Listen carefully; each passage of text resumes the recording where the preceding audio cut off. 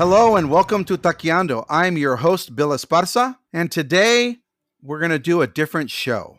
It's been a hard week here in Los Angeles. If you haven't been watching the news, Los Angeles has been under siege by ICE and overreaching presidential authority. And today we're going to do a different kind of show. If you've been following the news, Los Angeles has been the subject of massive presidential overreach.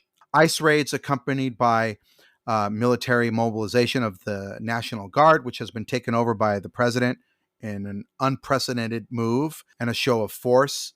Marines are on standby, and Los Angeles is meeting this challenge with massive protests and massive resistance. The massive resistance is a response to the fact that Los Angeles is a sanctuary city and California is a sanctuary state.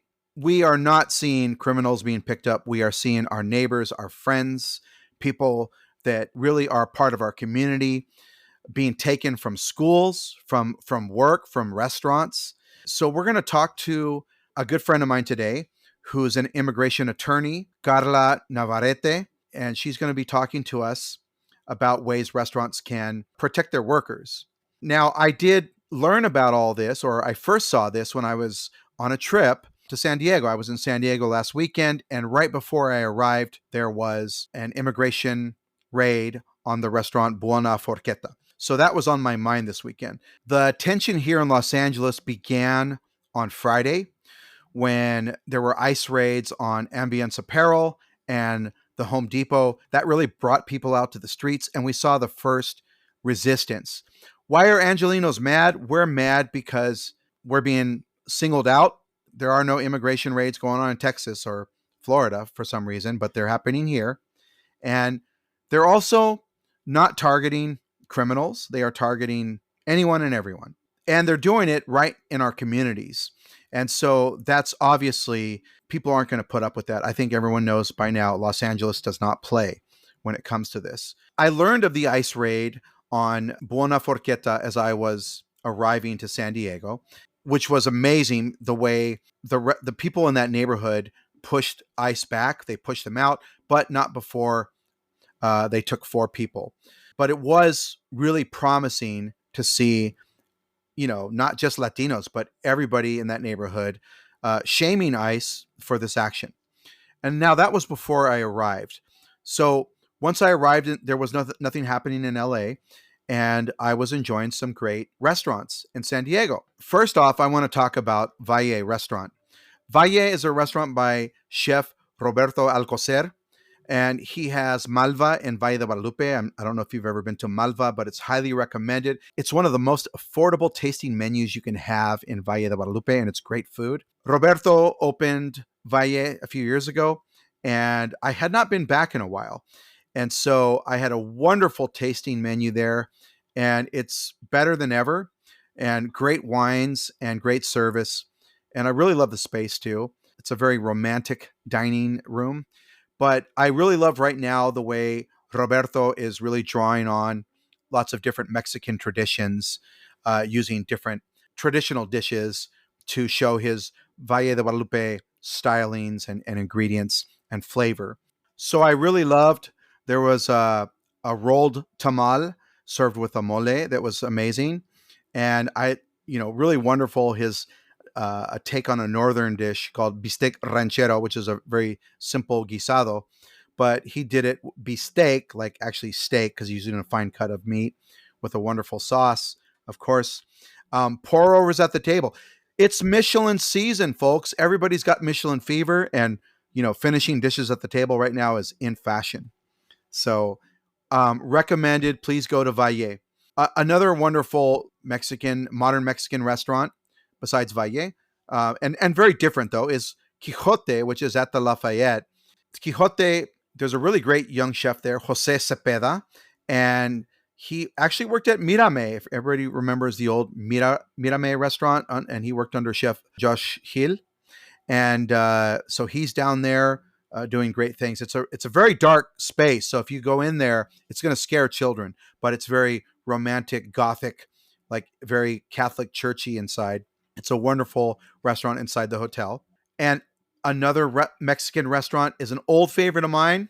Chef Priscilla Curiel of you guys know her as the creator of Tuétano Taqueria.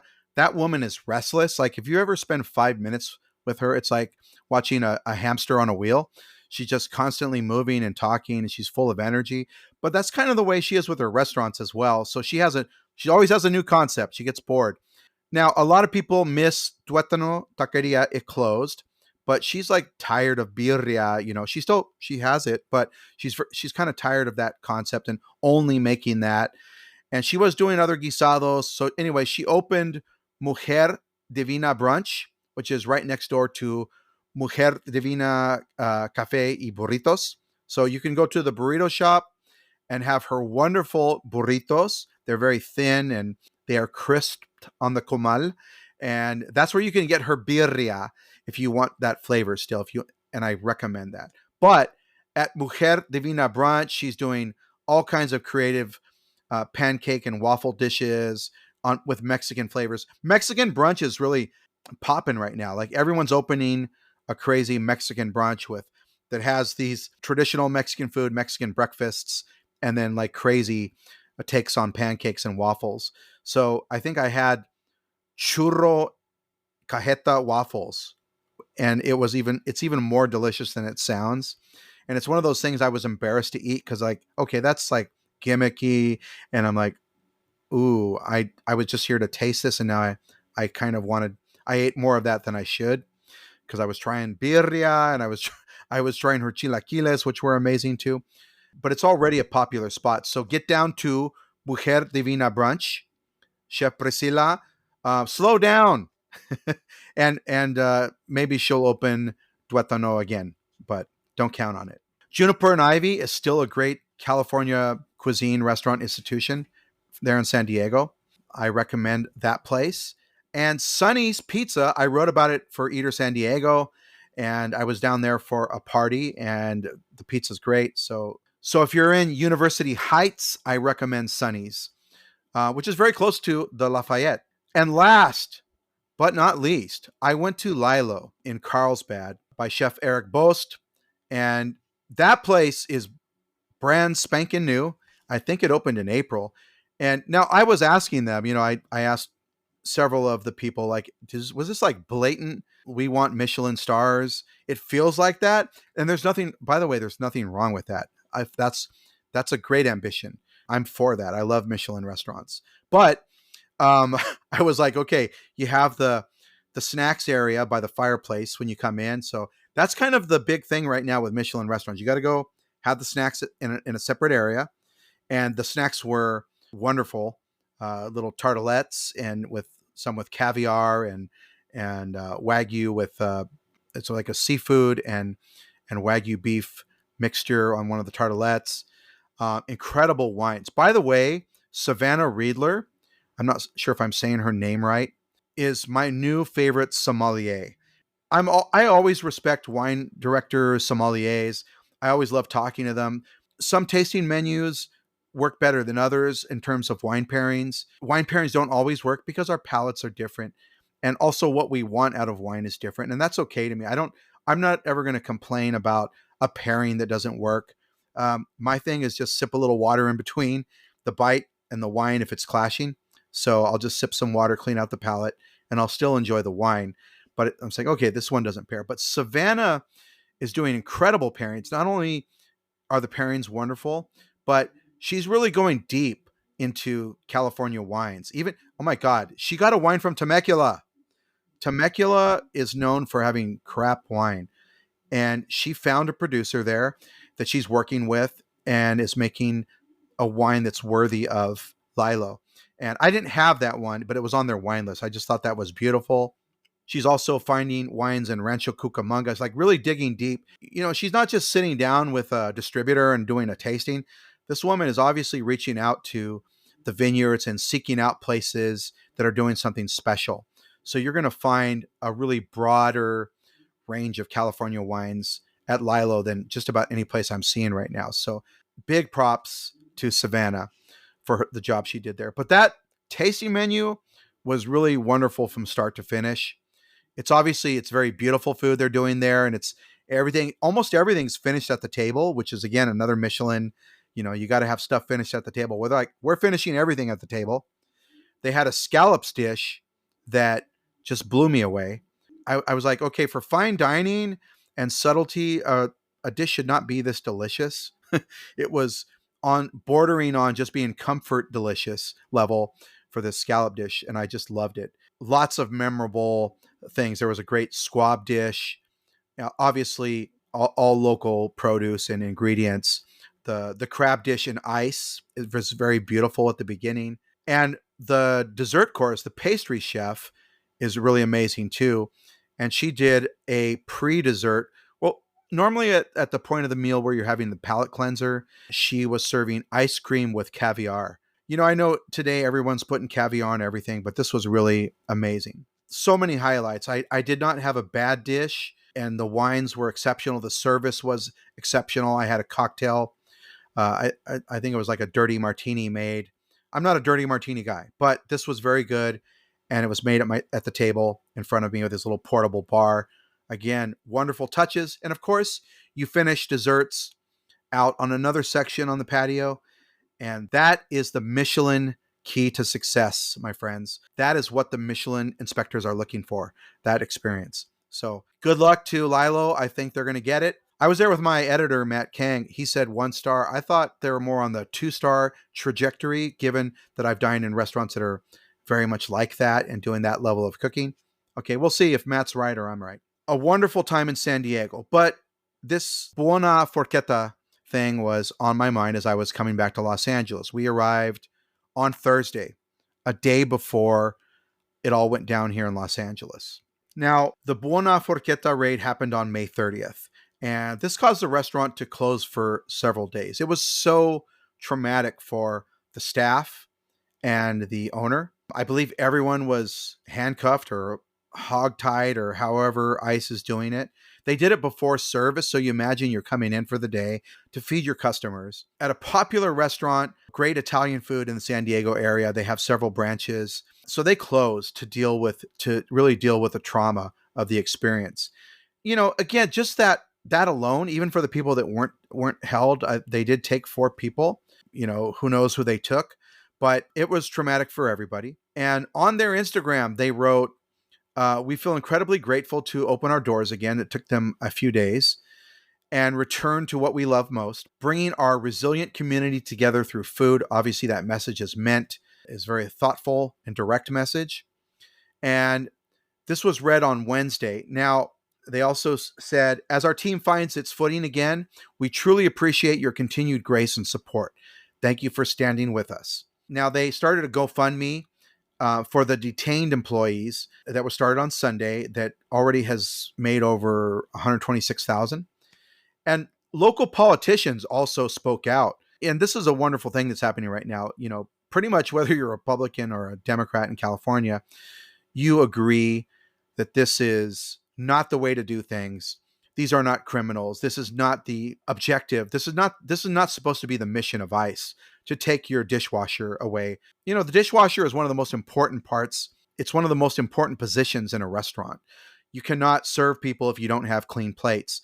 And restaurants that are moving, doing high volume, they have dirty plates coming, especially if you're doing a lot of courses, a lot of plates, a lot of pots, a lot of pans, a lot of cooking utensils. So they need those dishwashers. And when you're taking those people, it's hard to replace. Usually your dishwasher, if he's going to be out, he refers you to people that are dishwashers that can come in and do the job and walk in with no train. You don't have time to train a dishwasher. That's a really hard position to replace. The San Diego politicians say they don't want ICE in their neighborhood. They don't want this to happen in their restaurants.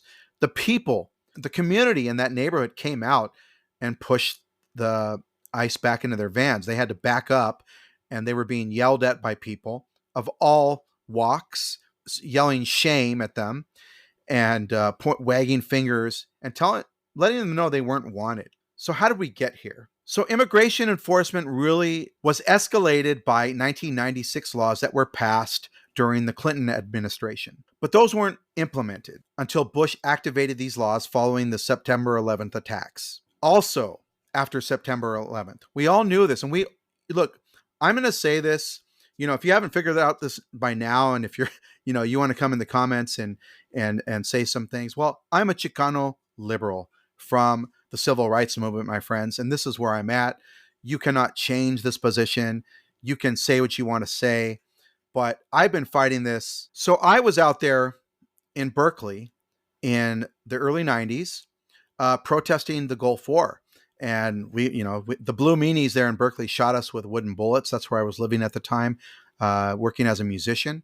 And fast forward to the Bush administration, and after the September 11th attacks, the formation of Homeland Security, which was from the Homeland Security Act of 2002. I was against that too. I mean, we were all sounding the alarms.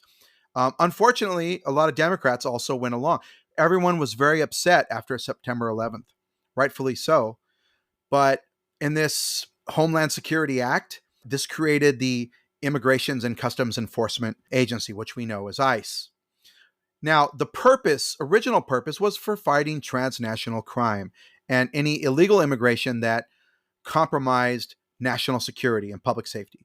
Now, of course, after September 11th, they were looking at terrorist attacks, not dishwashing, not cooking a sauce, not selling fruit, not cleaning your house.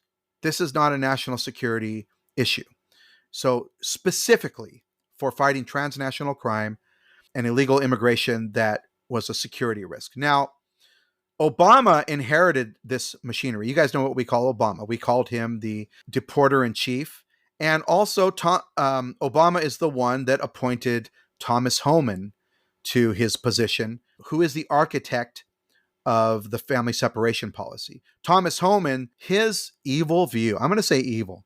This is outright horrible. That if you deport the mom, they're going to take the kids too.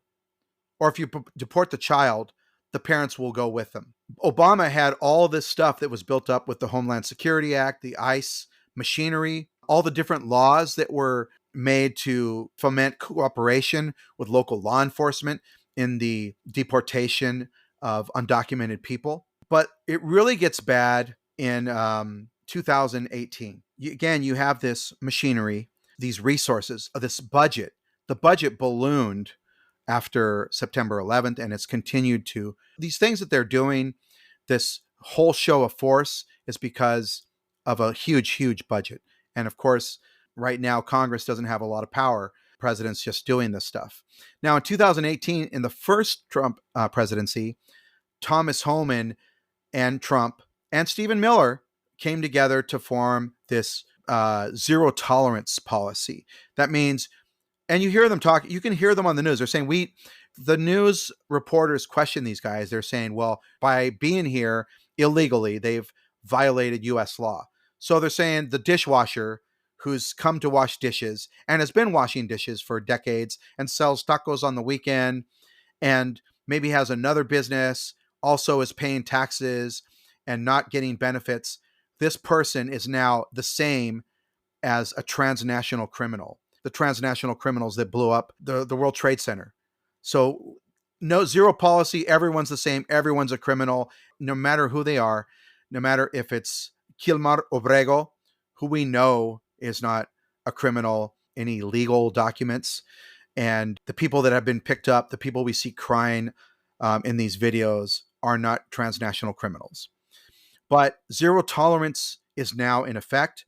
What you have right now, what's going on, what we're seeing in Los Angeles is the intersection of Clinton-era laws, the authoritarian expansion under President Cheney, sometimes President Bush, okay? I know Cheney wasn't president, but obviously Cheney was the hand behind a lot of these decisions that happened during the Bush administration. Homeland Security Act of 2002, that included contracting local law enforcement, and this racist propaganda and demagoguery of MAGA, which have militarized against Americans now. So, we see it now. This is what happened in LA. People are being shot with rubber bullets, what are called non-lethals, that are sending people to the hospital, that are putting eyes out, or that have put eyes out in the past, and fully armed California National Guard and Marines on standby. And of course, This is happening when our politicians don't want it. We voted for people that are saying they didn't want this. Okay, the governor of California, who we voted for, whatever you feel about the governor doesn't matter. He's our governor, and we voted for him, and he doesn't want the National Guard here, he wants them under his control to use when he needs them. And even our LAPD, no one, Rick Caruso, who I would have assumed would have been cheering these things. Okay, I'm sorry, Rick Caruso, if I mischaracterize that, but Rick Caruso says this is overreaching and over the top, and we don't need this. And the government is escalating. They are escalating by the actions, by going to a kid's graduation, an elementary school graduation. That is violence. That is the unnecessary invasion of our everyday life that people are marching against. So, yeah, there's been some rocks thrown and some cars damaged.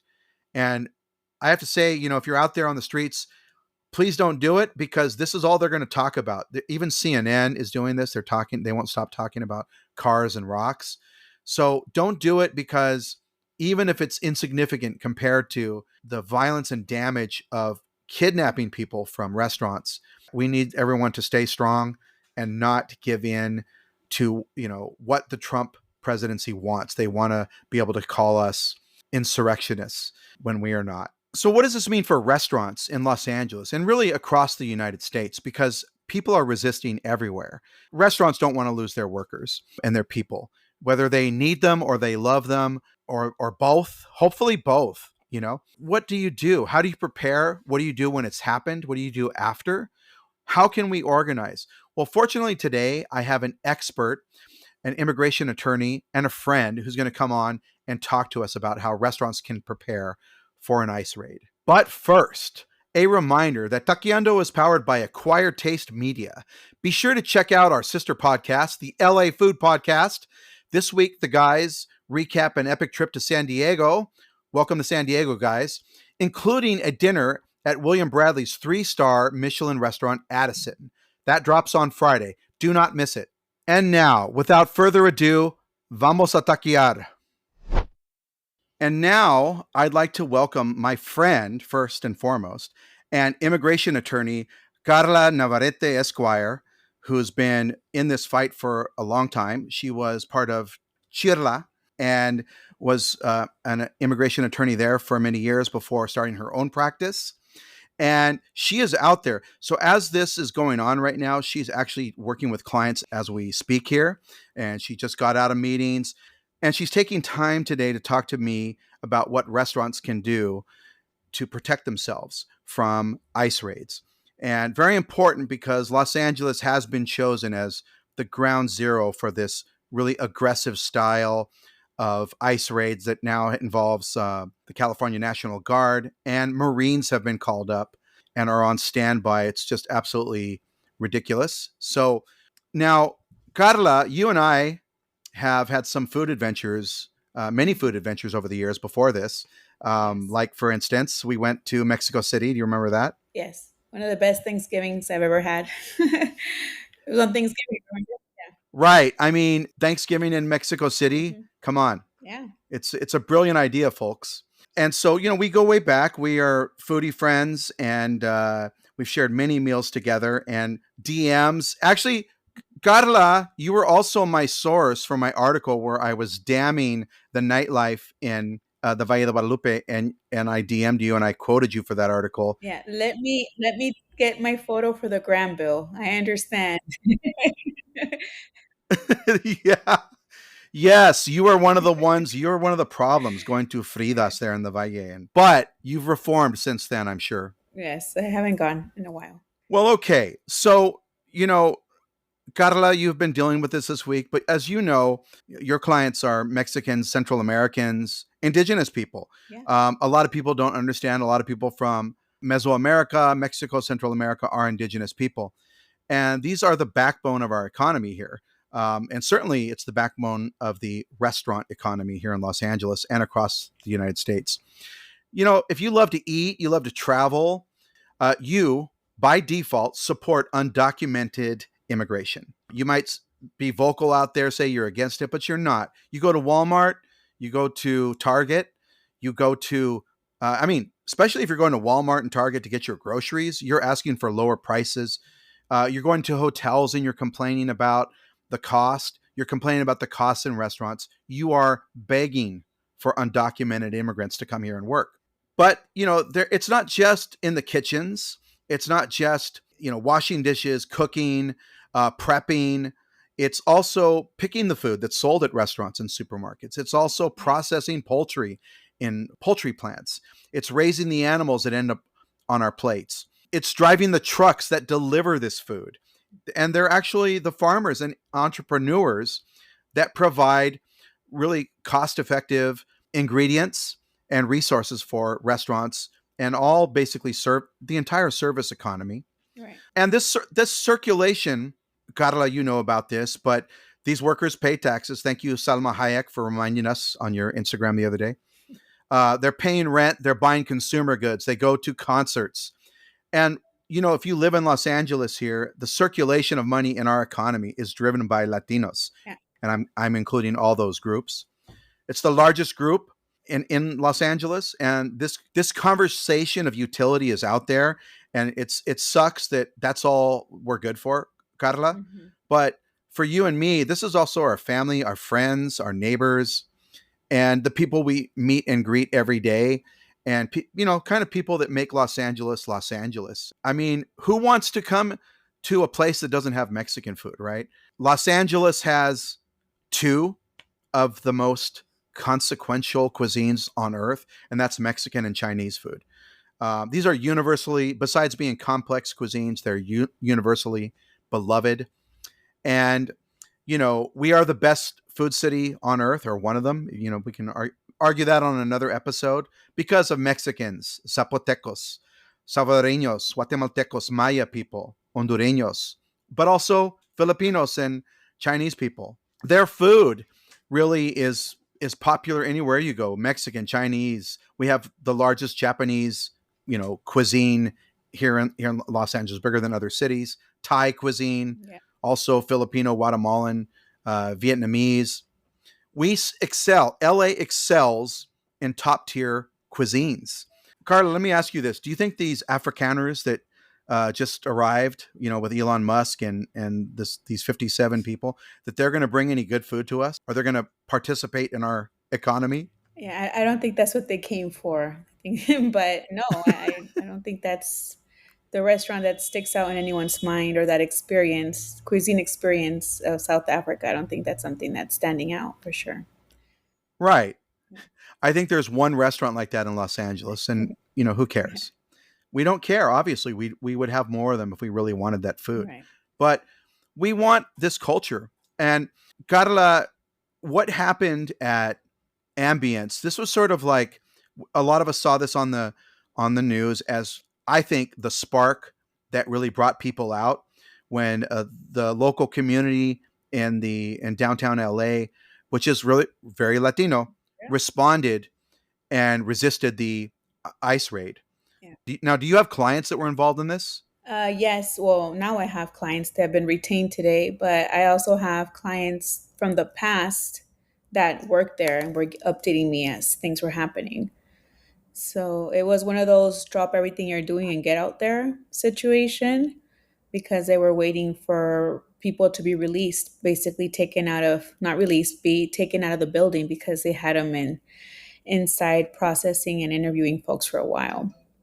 So our inside was like, this is happening. What are we going to do? Luckily, LA, besides having great food, has great orgs. So Carecen was on the ground immediately. Cielo was on the ground immediately. The unions were on the ground immediately. I mean, they arrested the president of the SEIU. Right. We saw that on the news, and right.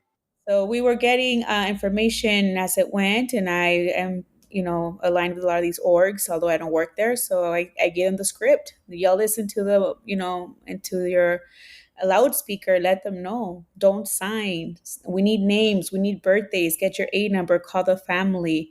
And that's the message we're sending, because the doors were shut until they were taken out. And we're still tracking people. We're still tracking people today from Friday. Yeah, I understand that's one of the hardest parts, is finding out, because they're not even, they wouldn't even let Maxine Waters go in to see the union leader. What's the name of the union leader? It's David Huerta from the SEIU. He's still detained, so Right. I mean, even our elected officials can't see him, so obviously that makes a challenge for you. right. So this is the question. I think that we're seeing this escalate. It looks to me, and just analyzing the buildup and this aggression coming from Tom Homan, from the president, from other politicians, that they want to send reinforcements so that ICE can do its job and take these people. And of course, this is what LA is standing up against. LA is saying we are a sanctuary city. That's actually law. We are a sanctuary state, and we are also, seeing that they're taking children, women. They're separating families. They're taking workers. They're not.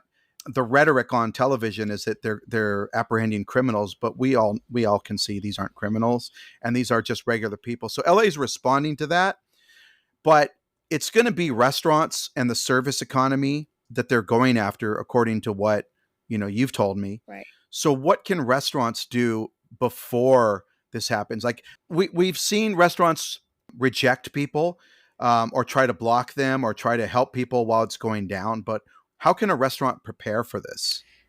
I feel like unlike other times, we had more of a blueprint of limits and rights and things that could be said to hold the line on various like issues. But right now, I think the best that restaurants could do is protect their employees by preparing their employees. Even my own clients that have cases pending, I can tell you right now, I don't think unless you're a resident or a citizen, I don't think you're going to be released. So what you can do is prepare, help people, make sure you're paying them on time so they have money to save for emergencies. Make sure that you're willing to write letters of support for them as good workers. Make sure that you are able to build at least that community to say if something was to happen here, we're going to be there. Because I don't think that shutting the door is enough. I had my door closed all day today. Chila closed the whole parking lot today. That's not enough. If they want to come in, they're going to come in Right. eventually, or find the person. So I think it's about preparedness. I've been saying it since January. Prepare for the worst. Prepare for a raid. Prepare to document. Prepare to embarrass these guys, and prepare to really tell your workers like you are the backbone. We are going to write you a letter already. We're going to make sure we pay you. We're going to increase your wages. We're going to lend you money if you get detained. Some of the cases where people have really good relationships with their employers, they pay the bond. Hey, we'll sign you up to be your sponsor. We're going to be there for you if this was to happen, because putting up the sign that ICE is not welcome here it's not enough right now. Right. That's not going to stop them. So how is ICE finding people in the restaurants now? So what happened at Ambiance was different. There was some kind of shady thing going on. Can you speak to that? So, both in Ambiance and in other raids in the past, there has been identified issues of maybe like, I definitely I-9 audits related. So that's why officers are leaving buildings with documents. But you, as an employer or a company, they're going to be coming soon, especially under this administration, if they start checking documents. So they do like an e-verify Right. of your company starts asking for documents, even if the employer is not transparent, you can possibly prepare. So there might have been like wage claim situations happening or conversations about, hey, you're not paying us. I think what I heard from a source was that they had been into this, like, you haven't paid us in a few days, kind of like issues with the workers, and that the day that they were going to settle the debt and pay them is when this happened. And the raid was on payday. So Ambience owes employees a bunch of money, Right. allegedly, Yes. and then all of a sudden there's a big raid there, and they detained how many people? I believe it was 30, about 30 people at Ambiance. I mean, basically, they detained their class action wage suit. Right. It's very fishy that they're going down there. So we can't verify that. Yeah, I know. So that's one way.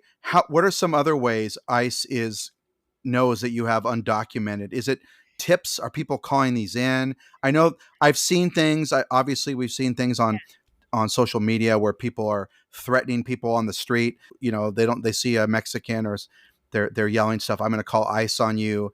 Hmm. We do hear about that, but what's happening and how are they using public records differently than they were before to do these restaurant raids? So I-9 audits and e-verifies have always been there, more aggressively recently. And they were all part of the IRA 1996. When people got reform, IRA came right after, which is a law that required to have documents to work. Yeah, But honestly, aside from big companies getting into I-9 audits or labor disputes, wage disputes, I do believe they're just going straight to the sectors where they know folks are there, hence Home Depots. Or like the Texas raid, where all the workers, that was not an accident. They were getting rid of their workforce because they also had wage claims. right, So they very use of the Latino immigrant workforce as disposable, right? And going straight to where it hurts. Once you get ICE in, ain't nobody thinking about the $2,000 that's owed to them. They're thinking about, oh my God, right. what am I going to do? I'm detained in adelanto and I need to get out. So I think that's where it's happening. But I do think they're just going to the communities, or they go for one person that may have an old case or some conviction, or an immigration issue, and then they just sweep the floor. And they do collateral pickups. Yes, they sweep the floor. They have instructions and they have quotas. So they need to process as many people as possible. When we were waiting to see people on Friday from the ambiance raid, Yeah, there were 50 people in line. There was no way they were going to process. That's why it's been so slow to find folks, which is usually something we would find within hours, location and bed. right. Right. Okay, so those was, obviously we're seeing all that. We are seeing the Home Depot is like easy. It's really cynical, right? Because obviously, if you live in Los Angeles, you've gone to Home Depot. Well, I'm not going to speak for everybody, I guess, but I have gone to Home Depot before to get help on a project. I think a lot of people do, definitely in our community. One of my favorite food scenes, this Guatemalan night market, really is like a place that feeds that community, and all of a lot of street vendors. It's also there are street vendors that have lost customers because their customers are undocumented people that are not showing up because they're afraid to go. I'd say almost like this evil approach of picking on places where Latinos go to hang out that they feel safe, and obviously not because they're not targeting Home Depot to stop international. They're not there to stop Right. the transnational drug trade. They're there to grab some guy who paints houses. And actually, construction companies go by these places and pick up workers as well. And this is a major disruption to everything. I mean, it's to families. What can a restaurant do when their workers have been picked up? So I know that Buona Forchetta in San Diego has started a GoFundMe. I mentioned that earlier. And so they're trying to raise funds. That's a wonderful thing to help people that are incarcerated right now. What are some other things restaurants can do while their employees are being held? Um, Definitely be supportive to the family. Like I said, letters for rec, help continue paying them while that process is happening if they have the means. Hold their jobs. Hopefully, we can get people out within a month and a half, depending on the court hearing. Just be supportive in that way and show up to court if they have a bond hearing, if they have a merits hearing. Showing up to court and showing people that they're not alone. And if you have a worker that has a process Right, and is released under bond, like be an ally in terms of showing up with them, because even I still go to court and they're like, are you the respondent? Like, no, I'm not getting deported today, I'm the attorney. right. Yeah, it's So sometimes people that have more privilege, that are white, that are male, have more of a right, presence than us, just by virtue of like the racism in this country, right? The prejudice beliefs. So that's what I would do as an employer. I would keep the doors closed. I don't know if that's possible in terms of entering the back kitchen, right, or I would create a secret exit. One of those, either like don't let them in or find a way to let them out. right. We know a lot of folks are able to hide in some industries, but like what would it be like if they showed up? and make a plan, like make a, like an earthquake plan, ice plan. Everybody runs out this door, everyone hides in the fridge. Like, I don't know, but don't forget them. Like, what would we do in that scenario if that was to happen? First responders, distractors, all that stuff. Right. I did see a humorous video before all this that was showing people on a construction site hiding, and it was meant to be comical, but obviously it's not very funny now. I mean, honestly, restaurants, if you value your employees, you should protect them, and that includes hiding them. Yes, we're saying that here. Now, Yeah. Carla, I have a good friend, Odilia Romero, who has Cielo, the Indigenous Rights and Translation Yes. organization. And one thing I learned in the pandemic is that a lot of the indigenous restaurant workers, Zapotecos, Mixtecos, people from Oaxaca and Maya, from Yucatan, from Chiapas, that are coming here to work, when the restaurant shut down, a lot of them saw that they had no stability because they were laid off.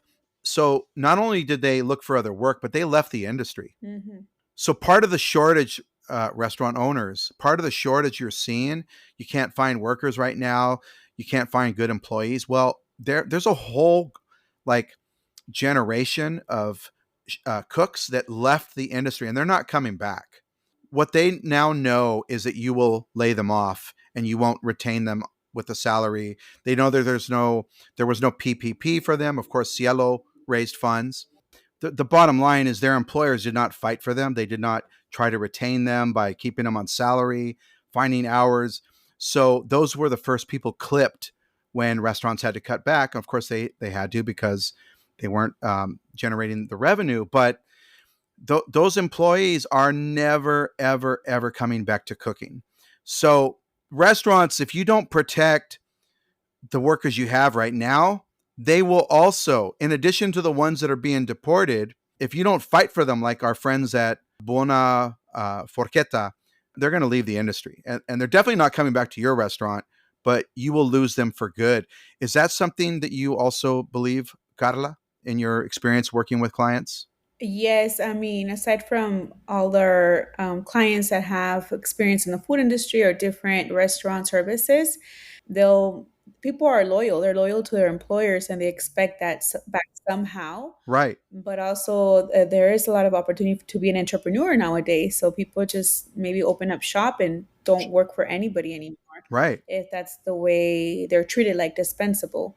So definitely that's food for thought, especially if you rely heavily on this worker or these workers to provide that support or make that plan, to not try to be paycheck by paycheck with them, and provide maybe a fund for them already. Yeah, I mean, it's really admirable what that restaurant in San Diego is doing, and I know there are other good employers out there that will help their workers. But yeah, I think if you are looking for work right now, I doubt if Ambience opens again that you're going to want to work Yeah, there. no. So now that your workers have been detained, are being held, and what are some other things that restaurants can do? I know you talked about reaching out to the family and sort of thing, but like after all of this, there's a lot of things to consider. It's not people's rent is not being paid, people's pets. I mean, children are left alone. I just read a story about this one place closing and a bunch of children were left without parents.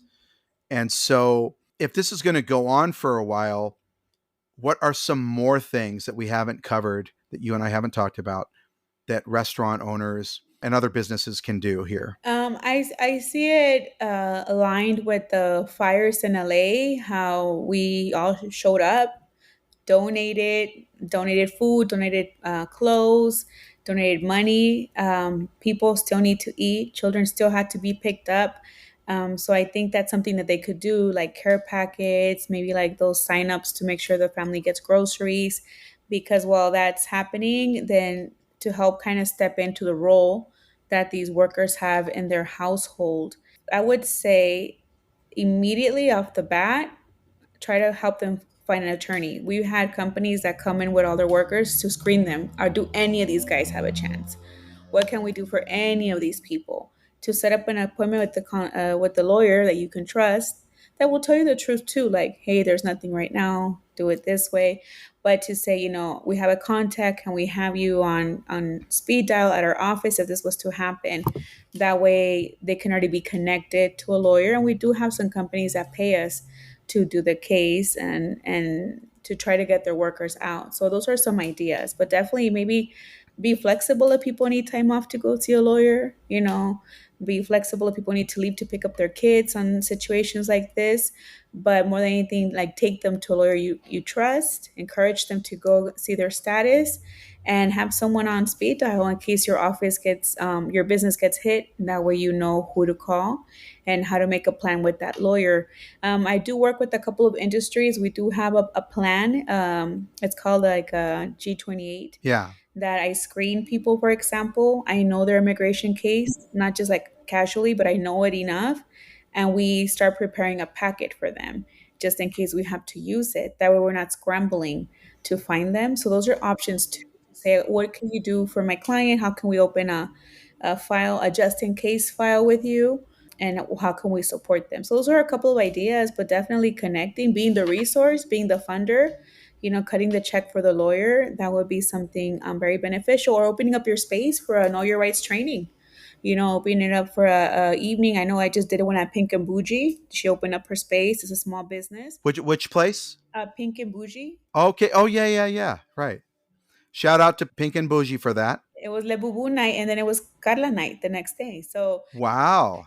provide a space and community, close the doors, let people use your resources, your space to be able to do this, and even offer the consultations on the spot. I think a lot of our colleagues are willing to do that type of work right now. Right. So there you heard it, chefs. On your day off, open up your space. I mean, if you're a chef and you don't love these people, I know a lot of them do, but this is, you're not gonna. I mean, restaurants are closing. These actions that are happening and that will continue are going to further disrupt the economy, certainly the restaurant economy. We want these people to stay because they're our friends and our neighbors, but at the very least, you're going to have to fight for your workforce and opening up your space. Also, I'd love to see chefs out there, on the streets. I haven't seen that yet, and I did see cooks out there. I did see one guy. I saw Yeah, there was one one guy, guy and that had he like was the he was chef's in a chef's certificate. coat. You saw him? Oh my goodness, he gave me the chills. Yeah, He nailed it. he was. This was there was what was his name? Do you know what his name is? No, no, no, I didn't catch it. I couldn't trace the story back. But there was a Latino. He was talking to them and basically shaming the because of course a lot of ICE workers are Latino. I don't even get that at all how they can do that, but he was shaming them, and I think he said something like, "Wasn't your mother hungry?" And it was very powerful. But he was wearing a chef's coat, so obviously he's a restaurant worker. So yeah, I mean, if we want to have a future with restaurants, we have to protect workers. We have 3 more years of this, and certainly from what I've heard on the news, that this is a 30-day action. I don't know how you feel. Well, okay, Carla, you and I are on the same page as far as all of this, but you know, Yeah. people don't understand and they don't realize that legally we are a sanctuary. We are a sanctuary city. We are a sanctuary state. All of our politicians, even Rick Caruso, he was calling this overkill and unnecessary. Yeah. So when you have basically Republicans and Democrats all saying the same thing in the state, and you have the American public saying this is the wrong way to do it, everyone's on our side here. But this is also capitalism. I mean, for people who have negative views of immigration, undocumented immigration, I don't even see it as a problem, but Trump has made it a problem for political purposes. But it's really capitalism, folks. If you open a restaurant, you need workers and you're waiting for people to show up, and you're going to hire the people that show up. And who keeps showing up? It's undocumented people from Mexico, El Salvador, Guatemala, Honduras. And not only are they there to work, but they're skilled. They're great at what they do. Yeah. So you can't have a restaurant without it. You can't have hotels without it. You can't get your cheap clothes at Walmart without it. The people that are obviously they're being made in other countries, but the people that are shipping these things, delivering these things, working in these places, these are Latinos and indigenous people. I mean, the majority of our produce is picked by Mixtecos, people from Oaxaca and other states. I want to say that even if you're hating us, you're hating indigenous people, that you still say yes with your checkbook. And I am afraid about that because we always know that if this will drive out a workforce and then it's only going to get filled up by another workforce that they're going to be able to exploit even further Right. because they feel like they'll have less rights. So every time they clean up, then they bring on people that are even more vulnerable, people that are not going to speak up. And then we enter the lines of you know, um, like trafficking, we enter the lines of like indentured servitude. People are being forced to work that we're like, I can't say anything. I'm gonna get picked up. Like we have to work under these conditions. So that benefits folks in capitalism, but it just creates another like underground labor force that has even less rights or feels like they have less rights. Yeah, there's no, the other thing is that there never has been a plan B. Some presidents have done better than others. Reagan's plan was amnesty, but Reagan did not grant paths to, well, I guess he did with amnesty, but And presidents, yeah. it's always such a hot button issue because of, I mean, it's always the Republican Party. There's elements of in that party where people, it's popular to say immigrants go home. That nativism tendency that we've always had in American politics, but today it's Republicans. What's the plan B? I hear politicians that are unschooled that will say, well, we're going to do it with robots and they're going to do this. Well, no, no, no, no. We're not. This is today, right now, and there is no replacing this workforce. There is no plan B. The plan B, I mean, I'm kind of an open, people are like, yo, you're for open borders. You know what? I am kind of, because to me, that's real capitalism. Now, we used to have somewhat open borders. And guess what? People came, they worked, and they went back home. Yeah, I mean, those visas are still available for some people, right? Those visas where they Right. They're still available for they're still some. available for some if they show skill, but it's getting harder to obtain. Even Julian Alvarez can't get through the door. But Right. I would say for consideration, what builds change is having people be united. So that's where people like the restaurant worker organizing comes in, and they can build a union, and then they can speak out at these huge rallies together, right? And then people that are part of like LA parkers or hotel workers, they belong to the SEIU. Right. They have a lawyer on staff. Why do a lot of these cases? So the people are not alone. Allowing them to unionize Right. will create, better salaries, better conditions for some, and definitely create like that sense of community where they're like messing with your industry. They have more protection. That's what happens with the hotel workers at the LAX. They have so much power, they will shut down their airport. Yeah. And that's what we're missing, maybe because we're in different small businesses, but we allowed organizations like Rock to come in, organize, train. Then you start building power. I have friends at the garment worker centers that were hit, and we have people at the carwacheros that were hit. You know how quickly they were able to call us and get information going for their membership.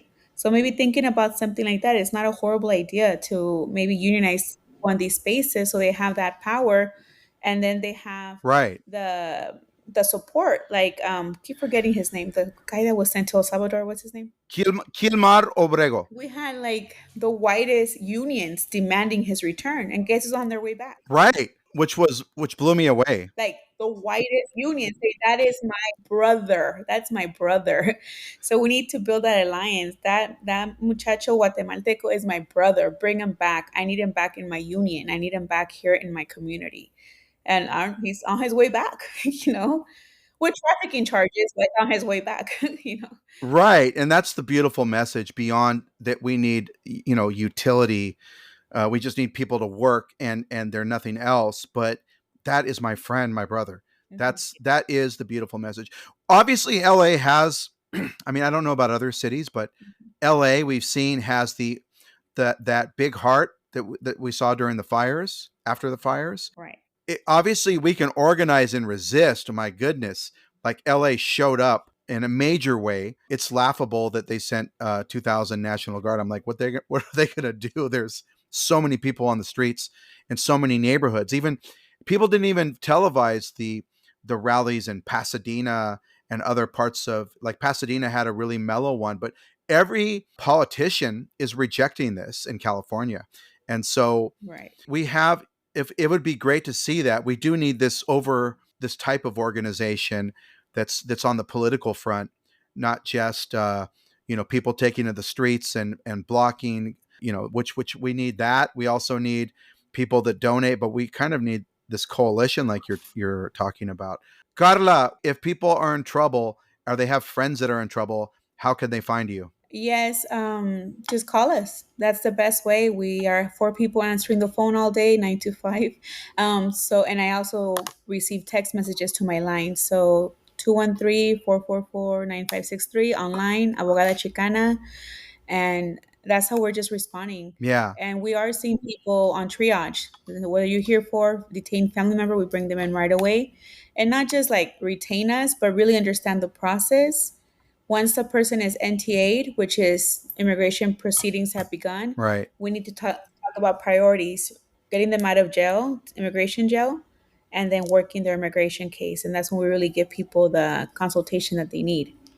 So just reaching out and or reaching out to organizations that people can trust to get a trustworthy referral. Right. But always, and consult in a few places. I think it's very important. And then when you get the general consensus, go to where you feel comfortable. Right.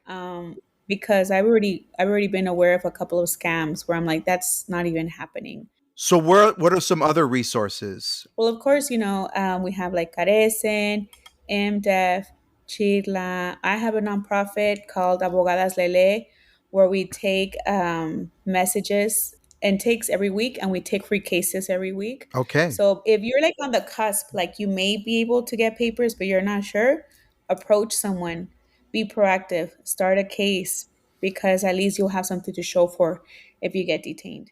Okay. There you have it.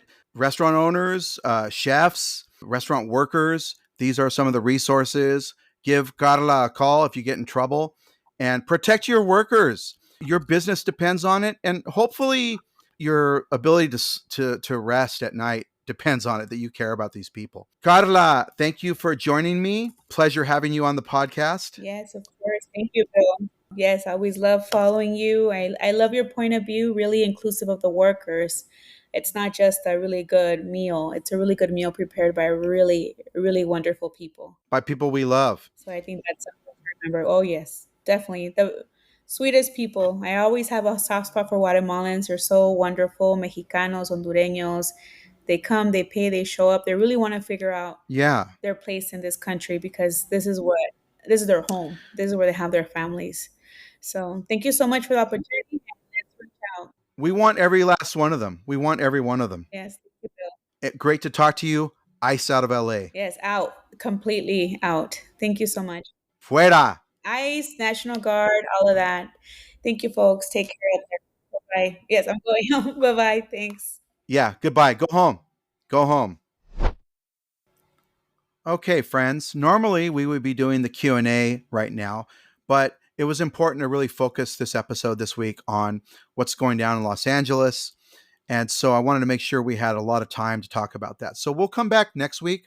We're going to skip the Q&A this time, but I never, ever toss unanswered questions. They always stay in my little pile of index cards. So I will get to them next week. And again, as episodes come, I'm just saving them. And I'm actually being conscious not to over ask. So I have, so I compile so many that I can't ever get to your questions. So I'm going to get to them. So we'll see you next week on Taqueando. Be sure to leave a rating or review for the Taqueando podcast wherever you listen to your podcasts.